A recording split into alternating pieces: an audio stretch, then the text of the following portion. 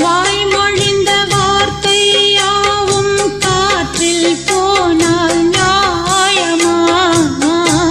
பாய் விரித்து பாவை பார்த்த காதல் இன்பம் மாயமா?